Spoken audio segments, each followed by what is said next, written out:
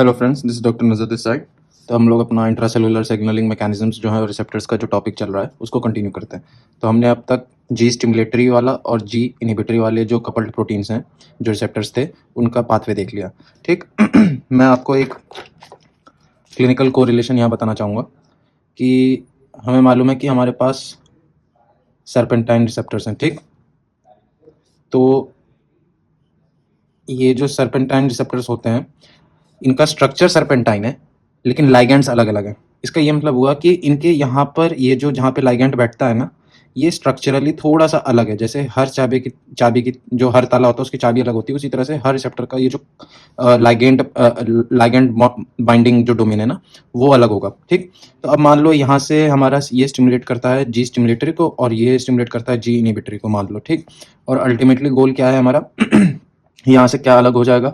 Alpha stimulatory अलग होगा, उसके बाद एडिनिलाइल साइक्लेज को ये स्टिमुलेट कर देगा और फिर क्या होगा? एटीपी से साइक्लिक एएमपी बनने लगेगा। ठीक। उसी तरह से यहाँ क्या चीज़ हो रही है कि अल्फा इनहिबिटरी होगा, ए एडिनिलाइल साइक्लेज को इनहिबिट करेगा। ठीक। और साइक्लिक एएमपी कम बनेगा। ठीक। ये हमने अब तक देखा था। यहाँ पे एक क्लिनिकल कोरिलेशन ये है। तो यहाँ पे जो ये क्लिनिकल कोरिलेशन है मुझे बताना था आपको। तो हमें मालूम है कि एक इन्फेक्शियस डिजीज है पर्टूसिस के नाम से। ठीक। पर्टूसिस होता है तो इसको बेसिकली वूपिंग कफ डिजीज भी बोलते हैं। तो जो पर्टूसिस टॉक्सिन होता है ना वो बेसिकली हमारे इस जी इनहिबिटरी प्रोटीन को ब्लॉक कर देता है। तो जब इसको ब्लॉक कर देगा तो ऑटोमेटिकली ये क्या होगा? साइक्लिक एएमपी जो होगा वो बढ़ने लगेगा, क्योंकि एडिनिलाइल साइक्लेज को रोकने वाला कोई नहीं होगा, तो साइक्लिक एएमपी के लेवल्स बढ़ेंगे। ठीक है।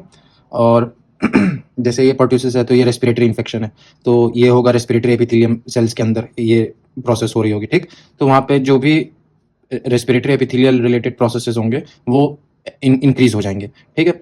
तो कफ वाले सिम्टम्स और रेस्पिरेटरी सिम्टम्स आने लगेंगे। ऑन द अदर हैंड एक ऑर्गेनिज्म होता है जो कोलेरा डिसऑर्डर, जो इन्फेक्शियस डिजीज है कोलेरा को करती है। ठीक। एक जीआईटी डिजीज है। तो वो क्या करती है ना कि ये जो हमारा अल्फा सब यूनिट है, तो अल्फा सब यूनिट के पास जो हमें मालूम है कि अल्फा सब यूनिट जब stimulatory alpha sub unit adenylyl cyclase को स्टिमुलेट करता है तो वो क्या करता है कि जीटीपी से जीडीपी, मतलब जीटीपी हट जाता है और जीटीपी जुड़ जाता है वापस से, इसके पास लो एनर्जी में चला जाता है। तो उसके पास एक इंट्रिंसिक जीटीपेज एंजाइम रहता है। ठीक है। अल्फा सब यूनिट के पास एक इंट्रिंसिक सेंटर होता है जो कि जीटीपी को तोड़ के जीडीपी में कन्वर्ट कर लेता है। ठीक है। तो उस एंजाइम का नाम है जीटीपेज। ठीक। तो वो बेसिकली जीटीपी को तोड़ के जीडीपी में कन्वर्ट कर लेता है। तो ये इंट्रिंसिक प्रॉपर्टी है। जब भी अल्फा सब यूनिट जो स्टिमुलेटरी अल्फा सब यूनिट है एडिनिलाइल साइक्लेज को स्टिमुलेट करेगा, हमें ये मालूम है कि हाई एनर्जी से लो एनर्जी में चला जाता है वो। ठीक। और फिर डिटैच हो जाता है और फिर अपने बीटा और गामा सब यूनिट के पास वापस चला जाता है। तो ये वाला जो इंट्रिंसिक सब यूनिट है ना, इसको ये इनहिबिट करता है। Intrinsic activity of जीटीपेज।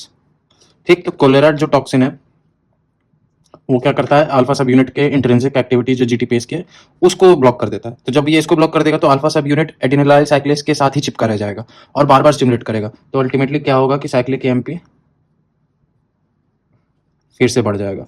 तो जीआईटी के सेल में अगर ये हो रहा होगा, क्योंकि ये जीआईटी का इन्फेक्शन है, तो जो भी जीआईटी रिलेटेड फंक्शंस होंगे वो ओवर फंक्शन हो जाएंगे। लाइक वाटरी, जो बहुत सीवियर वाटरी डायरिया होता है जो कॉलेरा कराता है, तो वो इसी पाथवे से इस इंट्रासेलुलर सिग्नलिंग मैकेनिज्म को अल्टर करता है, एम्पलीफाई कर देता है बहुत तेजी से। ठीक।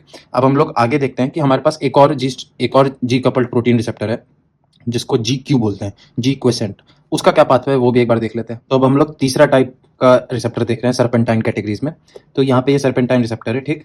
तो मान लो कि एक लाइगेंड है और वो यहाँ पे आके जुड़ जाएगा। ठीक। इस रिसेप्टर को स्टिमुलेट करेगा। अब मान लो कि ये एपिनेफ्रिन है। ठीक। एपिनेफ्रिन है और ये रिसेप्टर अल्फा 1 एड्रेनर्जिक रिसेप्टर है। ठीक। तो अभी इससे पहले हमने जी स्टिमुलेटरी जी इनहिबिटरी के पाथवेज देखे थे। तो जो मैंने लाइगेंड्स के एग्जांपल वहां लिए थे और जो रिसेप्टर का एग्जांपल लिया था वो बाद में हम समझेंगे कि क्यों मैंने बीटा 1 एड्रेनर्जिक रिसेप्टर में भी एपिनेफ्रिन लिया, फिर अल्फा 1 एड्रेनर्जिक रिसेप्टर में भी एपिनेफ्रिन लिया। तो ये जो एग्जाम्पल्स में जो क्लैरिटी आएगी ये मैं आपको बाद में समझाऊंगा। अभी बस आप ऐसा समझो कि जो मैं बता रहा हूँ वो सही है, ठीक। जो एक रिसेप्टर है अल्फा 1 एड्रेनर्जिक रिसेप्टर का, ठीक, और उसके साथ एपिनेफ्रिन जुड़ेगा, तो अल्फा का भी एक सर्पेंटाइन रिसेप्टर ही है बेसिकली, ठीक। तो इस रिसेप्टर को स्टिमुलेट करेगा। सेम कहानी है, एक जी कपल्ड प्रोटीन होगा जी क्यू के नाम से, ठीक। ये पूरा कॉम्प्लेक्स इसको बोलते हैं जी क्यू प्रोटीन, ठीक। इसमें अल्फा बीटा गामा सब यूनिट होंगे।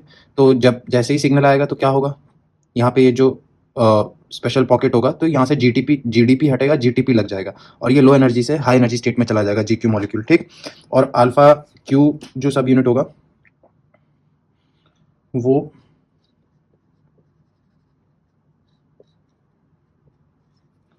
एक एंजाइम को एक्टिवेट करेगा और वो एंजाइम यहीं पे लटका हुआ होता है सेल के मेम्ब्रेन के इनर साइड पर, ठीक है।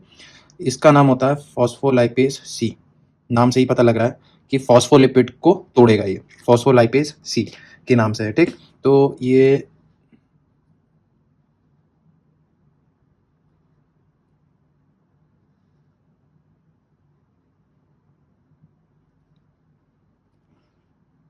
इसको कट करेगा मेम्ब्रेन को, ठीक। और जब फॉस्फोलिपिड के मेम्ब्रेन होते हैं जो, उनमें एक स्पेशल मॉलिक्यूल होता है जो फॉस्फोलिपिड की बनी होती है मेम्ब्रेन सेल की, तो उनमें मॉलिक्यूल्स होते हैं जिसका नाम है फॉस्फाटिडाइल आइनोसाइटोल डाइफॉस्फेट, ठीक। तो जब ये टूटेगा तो ये अंदर आएगा सेल के अंदर, दो प्रोडक्ट्स देगा, IP3 और DAC। IP3 का मतलब आइनोसाइटोल ट्राइफॉस्फेट और DAC का मतलब हो गया डाइएसाइल ग्लिसरॉल, ठीक। तो ये दो मॉलिक्यूल्स इस फॉस्फेटिडाइल आइनोसाइटोल डाइफॉस्फेट के मॉलिक्यूल को तोड़ने के बाद ये मिलेंगे हमें, ठीक। तो जो आइनोसाइटोल ट्राइफॉस्फेट मॉलिक्यूल होता है सेल के अंदर जो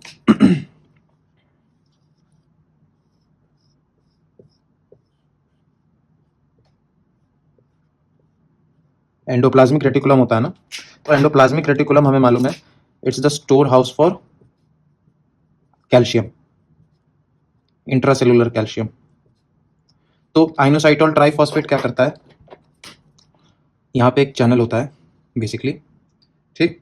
इस चैनल को ये स्टिमुलेट कर देता है और जब ये स्टिमुलेट करता है तो जितना भी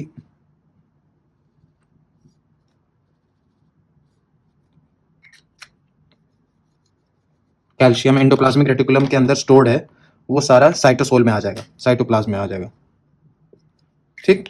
और एक बार कैल्शियम बाहर आ गया तो कैल्शियम क्या करेगा, सेल के अंदर साइटोप्लाज्म में एक प्रोटीन होता है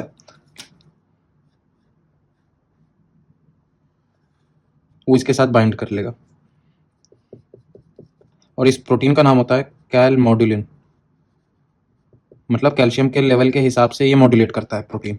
जब कैल्शियम सेल के अंदर ज़्यादा हो जाएगा, ठीक, तो कैलमोडुलिन एक्टिवेट हो जाएगा, ठीक। तो कैलमोडुलिन एक इंट्रासेलुलर प्रोटीन है, तो जो कैल्शियम इंट्रासेलुलरली साइटोप्लाज्म के अंदर फ्रीली अवेलेबल है वो इसके साथ बाइंड हो जाता है, ठीक।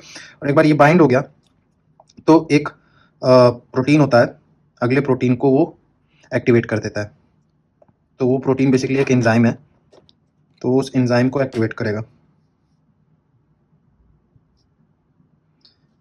कैल्शियम मॉड्यूलेटर काइनेस, ठीक। तो ये वाला जो पूरा स्ट्रक्चर है ये इसको स्टिमुलेट कर देगा और जब ये प्रोटीन ये काइनेज स्टिमुलेट होगा, काइनेजेस हमें मालूम है काइनेज क्या करते हैं, फॉस्फोराइलेशन करते हैं, तो ये फॉस्फोराइलेशन कर देंगे प्रोटीन्स का,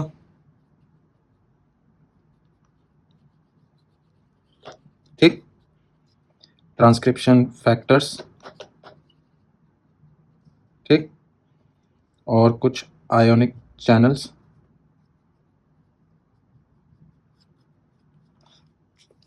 तो ये क्या कर देगा, कैल्शियम मॉड्यूलेटिंग काइनेज जो है फॉस्फोराइलेशन कर देगा और सेलुलर चेंजेस आएंगे जैसे हमने जी स्टिमुलेटरी और जी इनहिबिटरी के अंदर देखा था, ठीक है।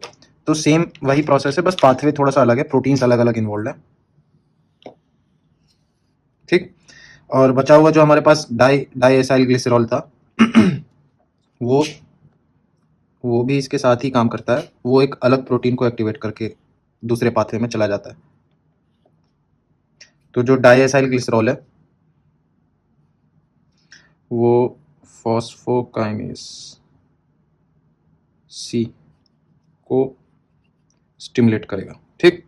इसको स्टिमुलेट करेगा तो अल्टीमेटली क्या होगा, सारी वही चीजें,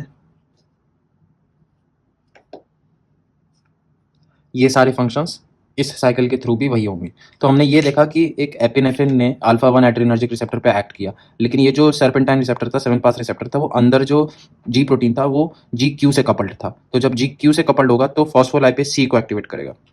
फॉस्फोलाइपेज सी को एक्टिवेट करने के बाद तो एक फॉस्फोलिपिड होता है जो मेम्ब्रेन होती है सेल की, उस फॉस्फोलिपिड के अंदर एक कंपोनेंट होता है फॉस्फेट आइनोसाइटोल डाइफॉस्फेट, फॉस्फो आइनोसाइटोल डाइफॉस्फेट। उसको ब्रेक डाउन करके आइनोसाइटोल ट्राइफॉस्फेट और डाइएसाइल ग्लिसरॉल में ये कन्वर्ट हो जाएगा। तो जो आइनोसाइटोल ट्राइफॉस्फेट होगा वो एंडोप्लाज्मिक रेटिकुलम के अंदर के कैल्शियम को ये बाहर निकालता है, और ये जब कैल्शियम साइटोसोल में आ जाता है तो कैलमोडुलिन प्रोटीन के साथ ये जुड़ जाता है, और ये कॉम्प्लेक्स कैल्शियम और कैलमोडुलिन का कॉम्प्लेक्स सीएएम के एक एंजाइम को एक्टिवेट करते हैं, कैल्शियम मॉडुलिन काइनेज। काइनेजेस क्या करते हैं, फॉस्फोराइलेशन करते हैं।